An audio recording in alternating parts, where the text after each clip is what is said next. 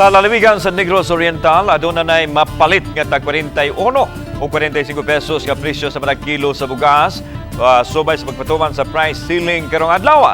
Sa paglibot sa GMA News sa pipila ka tindahan sa bugas sa merkado publiko sa Dumaguete City, tag 41 pesos matag kilo ang bugas sumay samtang aduna sa 45 pesos ang kilo. Sa Executive Order number 39 ni Presidente Bongbong Marcos, 41 pesos ang ceiling price sa regular milled rice ang matag kilo.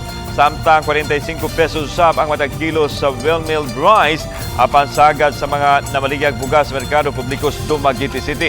50 pesos pataas gihapon ang matag kilo. Aduna hinuoy nagbaliga 49 pesos sa well-milled imported rice.